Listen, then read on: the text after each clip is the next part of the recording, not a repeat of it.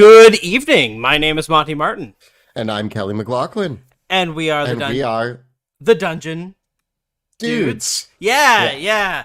It's something like that. yeah. Internet delays and all that good stuff. I think we had talked about. Welcome. This is our monthly Patreon Q&A after a bit of a hiatus for all of the wild road that the first month of 2023 put us through. We are back to getting all this extra bonus content our way. So if you are just tuning in for the first time, these are our monthly Patreon Q&As, where Kelly and I take questions from our Patreon supporters. They submit their questions, and we go through those. We pick a couple and answer them over the next 2 hours, and usually we get enough time to take some questions from chat as well. So we're going to be starting off with our Patreon questions, answering some of those, and then taking some more from chat. And I know Kelly and I were already talking about the new 1D&D playtest packet that dropped today, so I'm sure there'll be questions and thoughts about that. So maybe we'll handle a little bit of that in the second half as well. Yeah, so if this is your first time tuning in, we have been doing these Q&As for a while we always like to answer our Patreon questions. But we did take a bit of a hiatus. We had the holidays off. I think we had a couple months in and around the end of the year. And then we were planning to come roaring back in January with a lot of new content for patrons. A lot of that got not only put on the back burner, but I feel like it's been a struggle to even get back to moving it to the front Yeah. burner, and like not just Patreon stuff, but like we fell behind on videos. January was a bit of a rough month. I don't know why. It just felt really long and arduous, Really, and like really lots of stress. Like, it was weird, the and wind was knocked out of our sails for reasons that we can't explain. Um anyway, if you know what we're talking about, you know what we're talking about. So yeah, we're getting back into the swing of things. So this is our first Q&A back, and we hope to bring more awesome content to our Patreon in the coming months. We have big plans this year to bring a lot more to patrons. So stay tuned for that. But this is kind of just the appetizer to get us started. yeah. Um, it was an open Q&A. There wasn't really a specific topic. Sometimes when we need to, we just like to take questions about anything, usually TTRPG related. Yeah. But yeah. Yeah, and so this time we did get a couple questions about Sebastian Crow's Guide to Drakenheim, some cool stuff about character building and dungeon mastering, general RPG questions, and more. So we're gonna answer a bunch of those. Kelly and I are currently in the process. For those wondering, we are currently in the process of doing our final bit of review on the PDF of Sebastian Crow's Guide to Drakenheim before we kind of send it off and back out again. So we're because the situation in January impacted our timelines a little bit. We're still figuring out what's going to happen for an alpha release of that playtest. Or sorry, an alpha release of the PDF for our backers. But right now, all the art is done. The layout is almost complete of the book. And quite literally, Kelly and I are going through. We went through all of the amazing playtest feedback that we got, and have been building all that in, making adjustments and changes. Some small, some moderate. No Yeah, huge changes. Like I think there were two or three of the classes or subclasses that got a mild overhaul. And what I mean by that is like yeah. more than a paragraph of text added in, but a lot of them was just like switch a few numbers around, add concentration or a different stat Cleaned up to an some ability. wording. Yeah, Yeah. there were a few abilities that did get a little bit of a revision here and there. Mostly just tightening the wording. Yeah. We learned a lot of interesting things in this process, and maybe we can talk more about that later.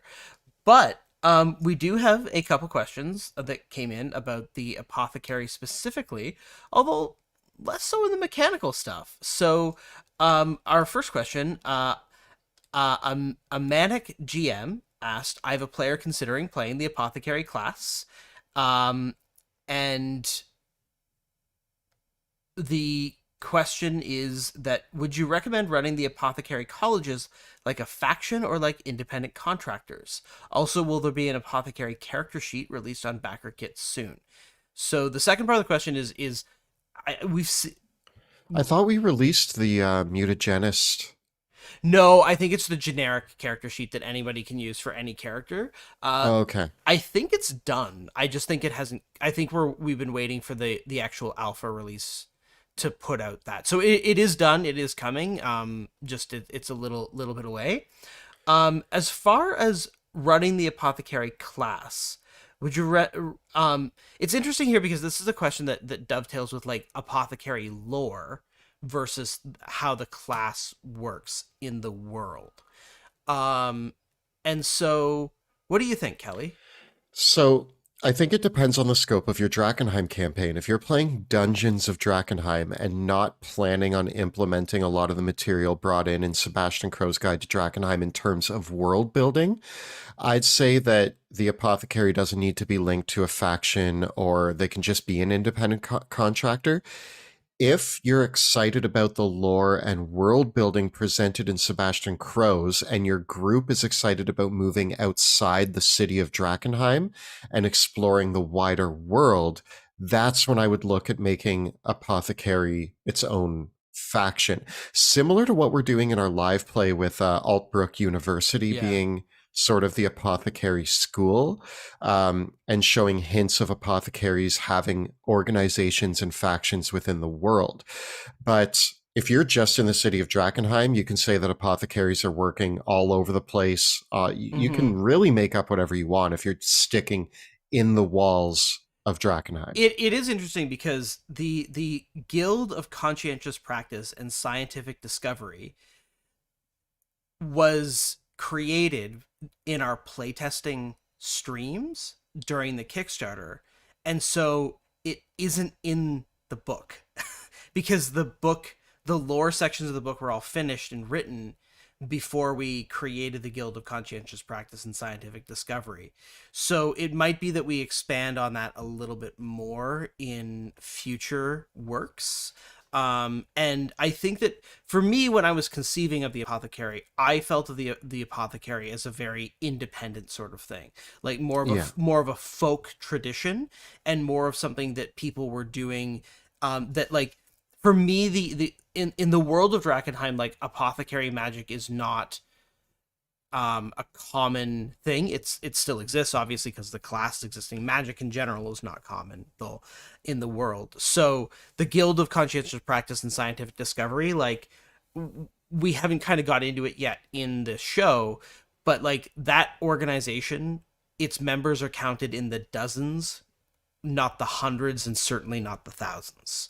Right? It's a small organization, right? So When I was thinking of the Apothecary, like when we were designing it, it wasn't really intended to be as big of a faction as like the Amethyst Academy. They don't rival the Amethyst Academy in any no, means. no. And as a matter of fact, the Amethyst Academy, in my mind, generally leaves apothecaries alone. They are, for all mechanical purposes, apothecaries are spellcasters. But for the way that I imagine them in the world, they're dabblers who use tools, alchemical ingredients, Mm-hmm. and other things in their environment to create magic. They're more the material components type Yeah. casters.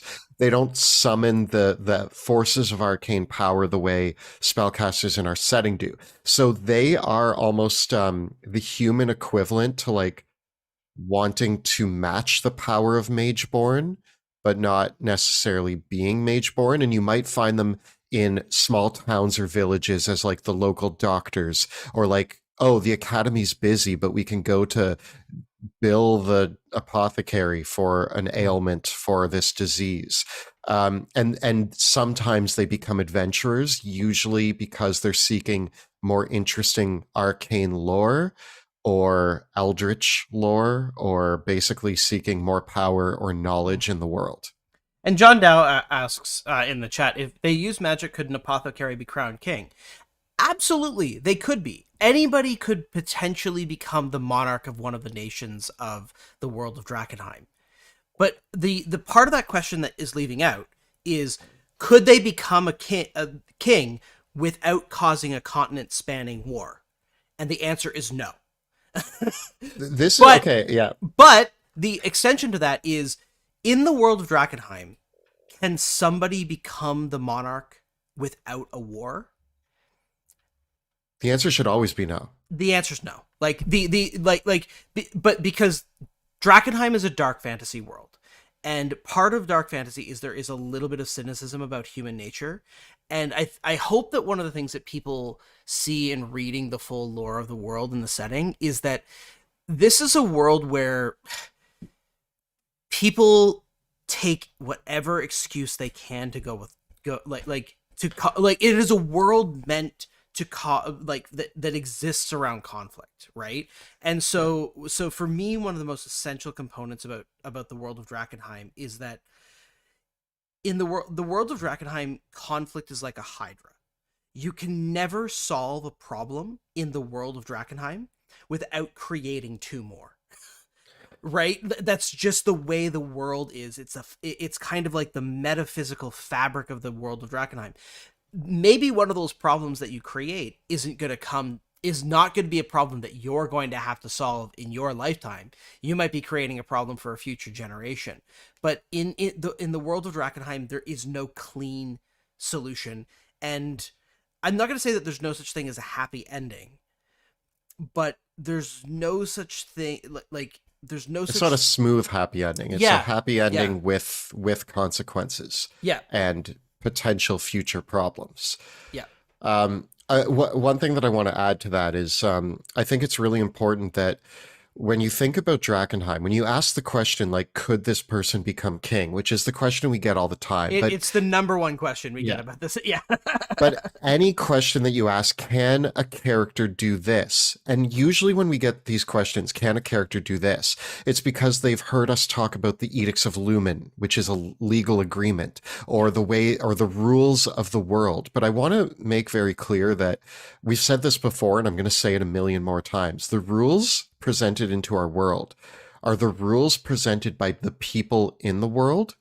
And if you know anything about our world, people break the rules all the time and Yeah. contradict the Yeah. rules all the time. So the question is never, can you? It's, what is the opinion of the powers in the world Yeah. if the person does this? So And can an apothecary become king? Yes. Maybe that's when the Amethyst Academy suddenly cares about apothecaries. Maybe that's when the Silver Order steps in and says, well, maybe apothecaries are mageborn, and they could argue all day being like, we're not mageborn, and the Silver Order might still be like, we think you're pretty mageborn, now we're at war.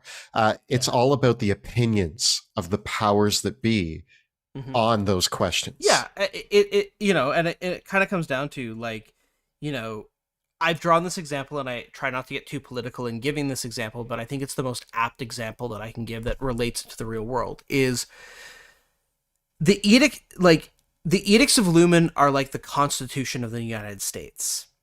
In theory, you could change them. In theory. But good luck, right? And I would say that, like, if you want to equate the difficulty, if changing the Edicts of Lumen to allow a mageborn to be on the throne should have roughly the same consequences for the world as if you tried to revoke the Second Amendment. And so so, like, I'm and in a cool way, I think that that's the power of fantasy, is that you can abstract a real world political issue into the fantasy and explore the consequences of those sorts of things. Because I mean that that's the sort of thing that I love. But, like, if you start thinking about it in those terms, of what sort of the things that inspired me and sort of the challenges that it's supposed to evoke, because it's meant to create a challenge. Like, everything in the setting is meant to say, is almost a dare to the player characters to say, do you want to change this? Like, do you like the way the world is like? And I will say, like, a lot of the things about the world of Drakenheim intentionally suck. There's things that are bad about this world. There's things that are good about this world, and that I feel that way about the real world. And heroes have to have adversity. They have to have challenges, and they have to, be those fools that want to change the world. And Drakenheim for me is a world where it's like, yeah, you can do it, but we're also going to explore the consequences of what that actually means at the same time.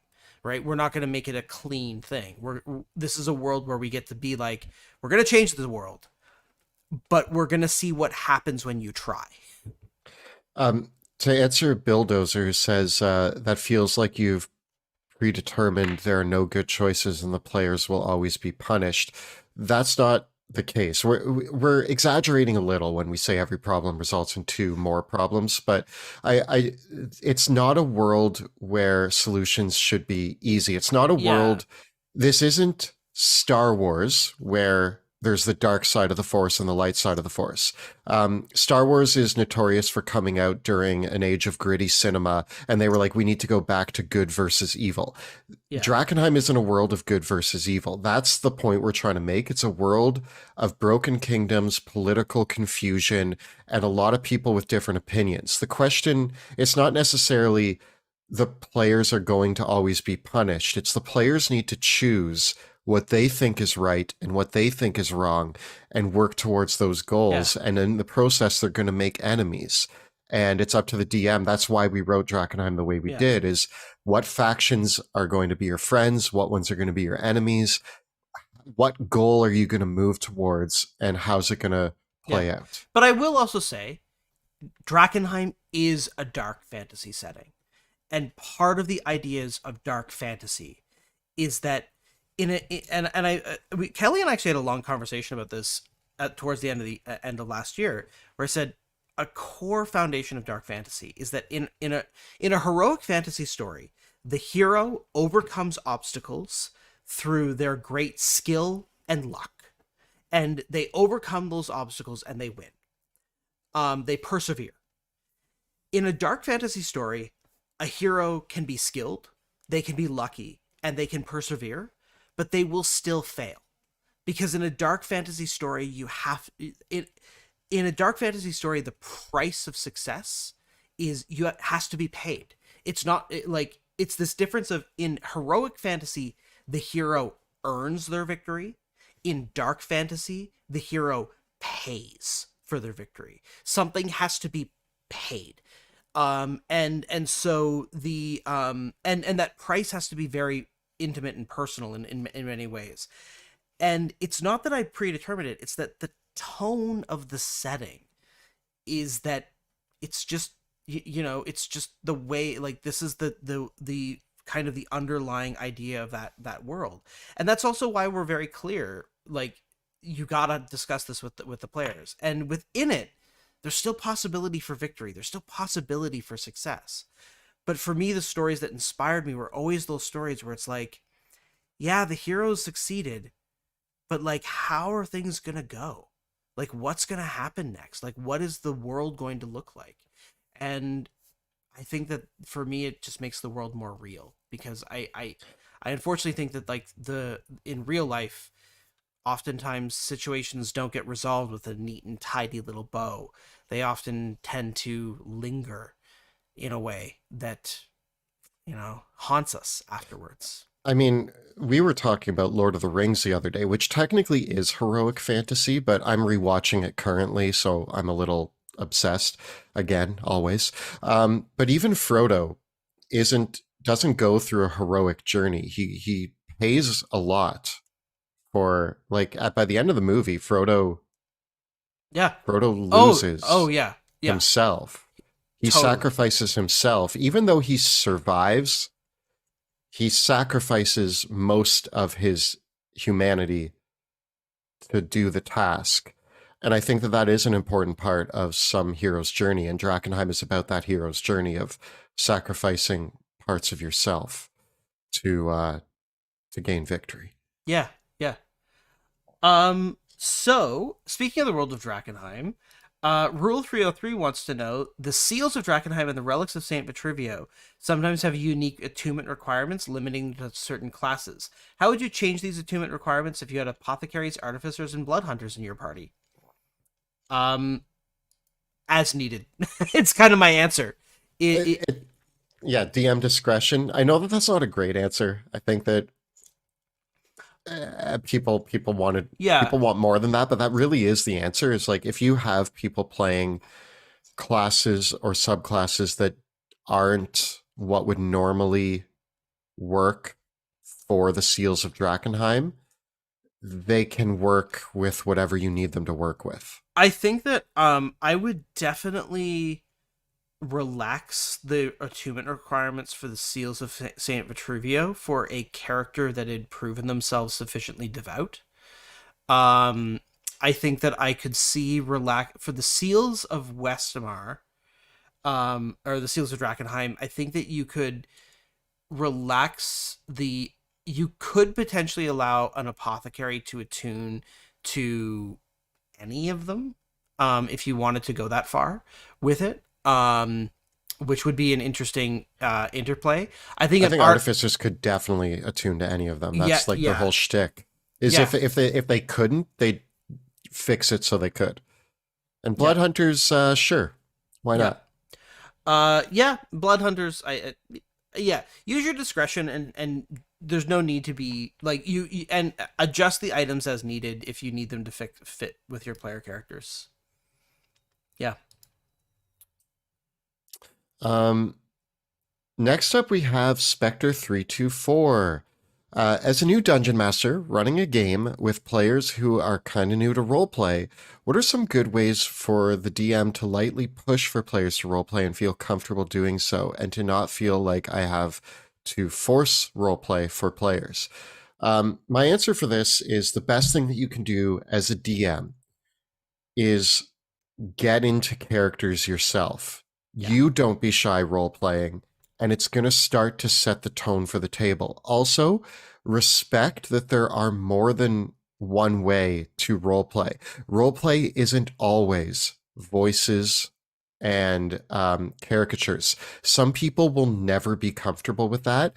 At my table, in my home game, I have 4 players. 2 of them are full on in character voices, everything. The other 2 talk in their normal voice and sometimes even will say, my character will do this in this moment, which is separating themselves from the character. But as long as they're making choices from a character's perspective and really doing 1 or 2 things, for example, okay, the one player, the newest player at my table, not a big role player, but wrote down that her character loves food. And every once in a while, whenever there's food involved, her character's like, my character gets really excited and runs up to the table and starts eating. That's role playing.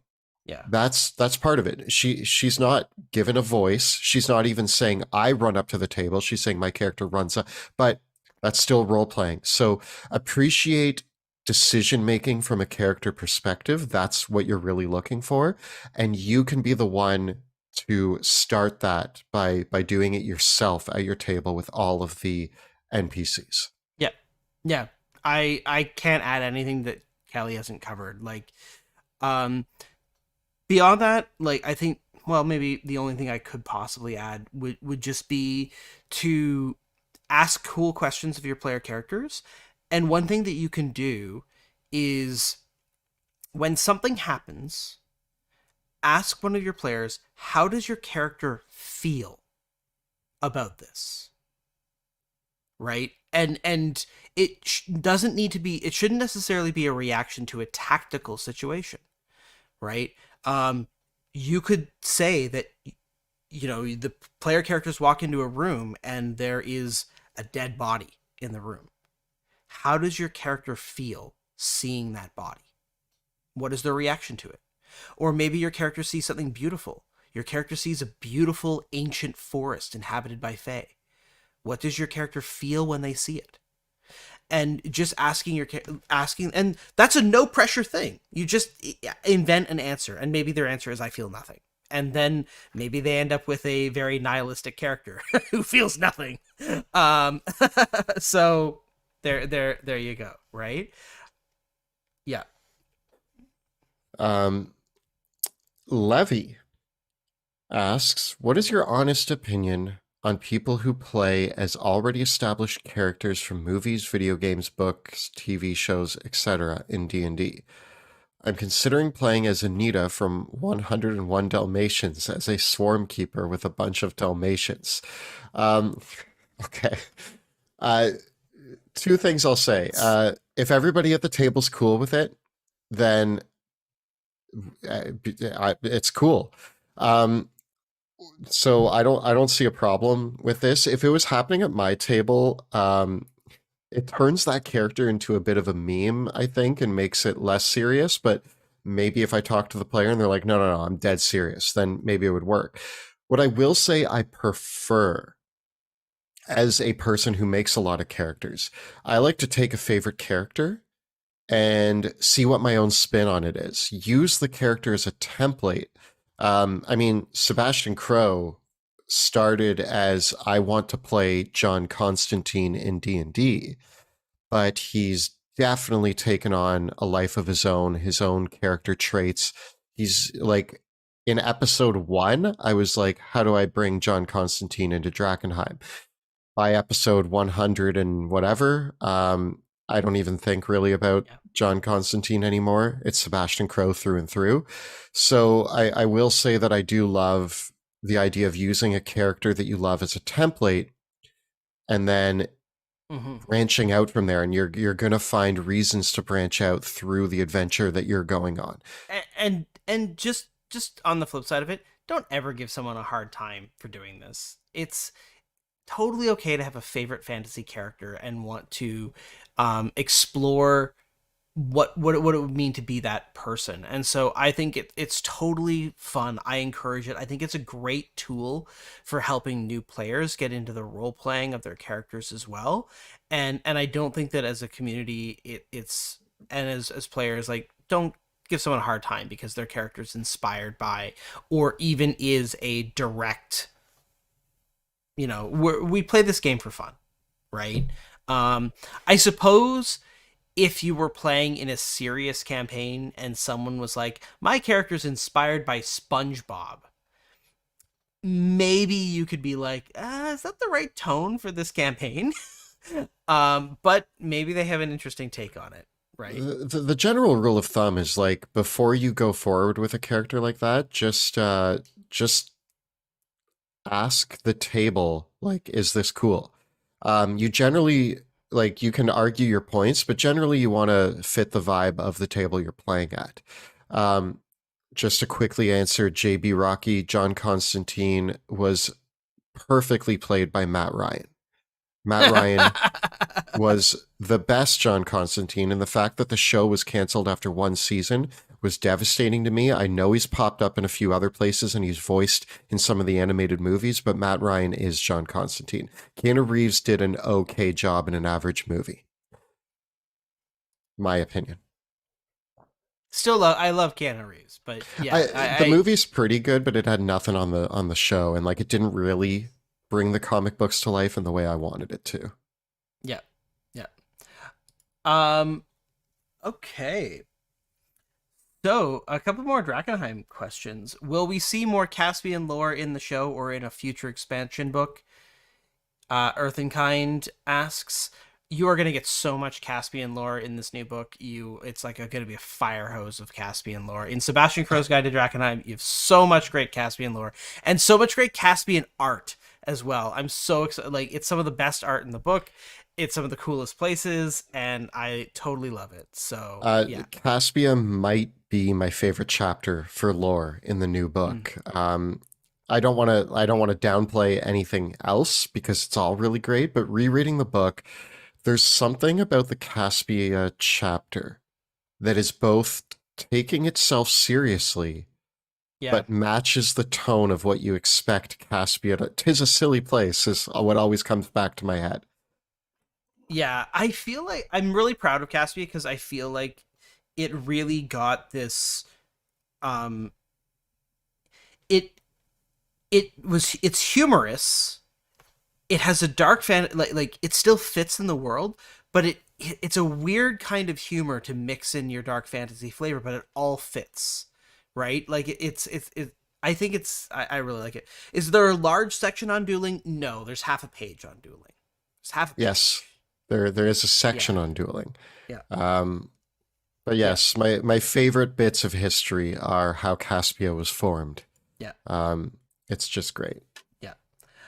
How planned? Bofdor Beerbane wants to know how planned out was the rise of the Ratlings, and how did it evolve? It was possibly the best example of unintended consequences I've seen in a campaign, and I'd love to learn more about it. Thank you. Spoilers light. Spoilers light for Dungeons of Drakenheim. Honestly, again, to kind of call back to like an earlier thing, it comes back down to that underlying philosophy of every solved problem causes two more, right? And I actually think that I think now it might be Jim Butler, or Butcher, sorry. Why my name's the author of the Dresden Files, Right. right? I believe he was talking about pulp, and he was saying that like part of the thing about a pulp story is that the hero, they always take, it's every step ahead is a step back. Like it's always two steps forward, one step back. Like that's the way that a pulp story evolves and keeps it exciting, is that you're always building problems, right? The problems are always mounting, new problems are always being started. And so I feel like for me with the rise of the Ratlings, like it always was like my mentality as a DM is like, how do I give the players their victory? How do I, because here's the weird thing about what happens with it in game is if you give the players what they want, but then attach a problem to it, they're more willing to accept that than if you don't give them what they want. You know what I mean? Like players are more willing to accept the idea that like their choices caused a problem than they don't get what, like in a weird way. It's like, as player characters, you can to the player characters be like, all right, you want to be king? Well, let me show you what happens when you're king. Ugh. Right? And the same way, it's like in the same vein, it's like you want to work with the Ratlings, you want to protect them and save them. Okay, let me show you what happens when you protect them and keep them a secret. And and and and in that way, it's perfect because the player characters are making their own bet, right? And they're getting exactly what they wanted. They're getting their just desserts. And that's how Yep. you do it, right? It's just like Well, maybe your players should be smarter and not make such drastic and ridiculous choices. but in some respects, the beautiful thing about D&D and a lot of fantasy stories is that the people in them aren't perfect, and they don't always make the most rational decisions, and they don't always make the best decisions, right? If characters in our stories always made the best decisions possible, then in a lot of cases we wouldn't have stories, right? It's not like, where, or you get that thing of like being trapped by fate, right? Like I rewatched Dune, Dennis Villeneuve's Dune, and I'm gonna reread the book again after watching it because it I love a movie that makes you want to read the book again. Hmm. That's why I haven't rewatched The Lord of the Rings. I I mean, myself, I want to read it because again. I can't rewatch it without wanting to read the book again. But the even just thinking about Dune, like, man, oh man, they make some, like, there are like errors of judgment, and like Dune has an interesting relationship with prophecy and prescience and seeing the future and everything like that, and like what is inevitable and what can't be changed. And there's a lot of things about like, you know I love that scene in Dune where Oscar Isaac is, where like the procession comes from the Emperor at the beginning of the film, and they're like, House Atreides will take control of Dune, and you see in this moment the inevitability of that choice, and that everybody involved knows what's going to happen. And you wonder, like, could Duke Leto have not taken this? Could he have turned it down? What would have that have meant? And would he have been able to survive otherwise? Could he have made a different decision? And I also just remember like Oscar Isaac's line, when it's all going down in Dune, spoilers for Dune, and he says to Jessica, "I thought we would have more time." And I was just like, "Oh man," because that reveals his decision making. He thought he thought there was a way out. He thought there was a way out. At least his characterization in the film. And so that's why he made the choice that he did. And had he known that he wouldn't have this much time, he might have made a different decision. Hmm. Yeah. Um, I also know for a fact that Monty can always count on me to make dramatic decisions. I don't generally make decisions because I think they're good or bad. I make decisions that I think are dramatic. Yeah. Because I like drama. Yeah. So you can always count on me playing a character who's going to stir the Mm-hmm. pot. Mm-hmm. Um,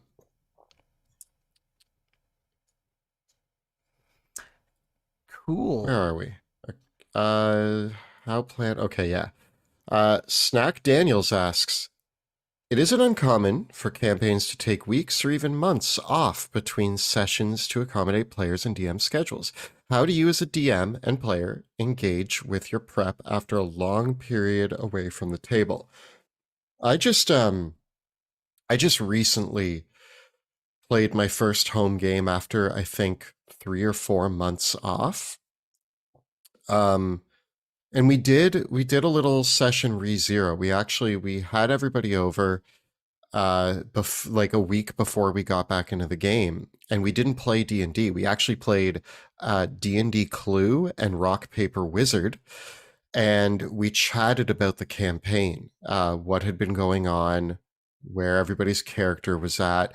It wasn't like a strict session zero. There was pop chips, and we casually pop and chips. There was beer and chips. And we casually discuss, like, what do you guys think of the campaign? What have your favorite chapters been?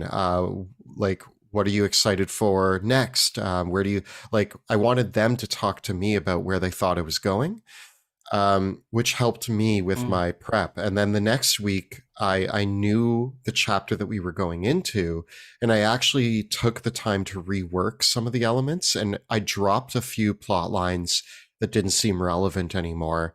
I had too many threads going, and after hearing them talk, I realized what was standing out to them and what wasn't, and was able to grab those threads and say, well, these are the important threads that I need to pull on for the remainder of this campaign. We're now nearing the like final quarter of the campaign.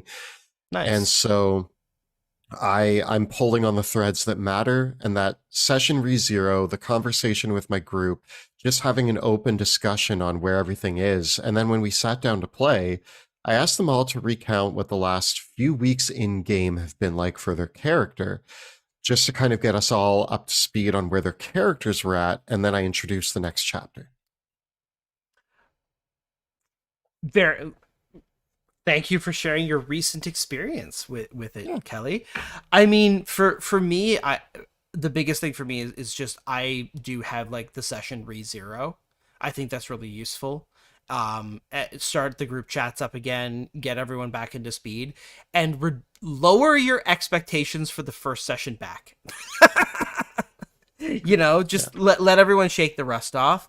I actually do think my hot take tip is the first combat encounter after a couple weeks off, make it dead simple. Don't like just give everyone the chance to like be like, oh yeah, my character has this ability. Might need more than one. Yeah. Yeah. Yeah.